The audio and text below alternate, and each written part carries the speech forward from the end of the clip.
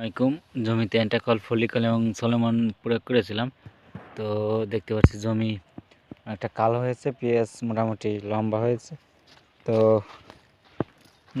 Development দেখতেছি পেঁয়াজের।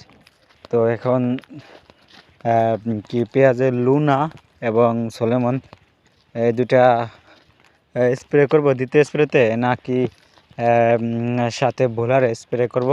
অবশ্যই যারা কৃষক ভাই মানে যাদের অভিজ্ঞতা আছে তারা অবশ্যই কমেন্ট করে জানাবেন বোলারে কি দেওয়া যায় কিনা লুনা এবং একটা বোলার সলোমনের সাথে পেঁয়াজ গাছ সোজা করার জন্য। তো এবং আমার পেঁয়াজটা কেমন দেখতে পাচ্ছেন অবশ্যই আপনারা কমেন্ট করে জানাবেন, কমেন্টে জানাবেন পেঁয়াজের অবস্থা কীরকম। তো পেঁয়াজ ঠিক আছে কিনা আমার এটা আপনারা জানাবেন। তো এই পেঁয়াজের চারার বয়স হচ্ছে 38 দিন। তো 38 দিনে পেঁয়াজটা লাগাইছি, জমিতে চারা রোপণ করছি।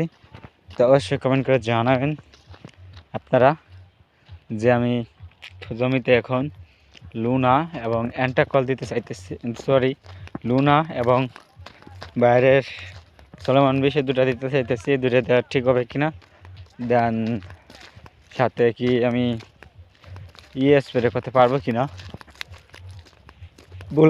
বোলারে কী কাজ করে এটা আমার কমেন্ট করে জানাবেন। যাদের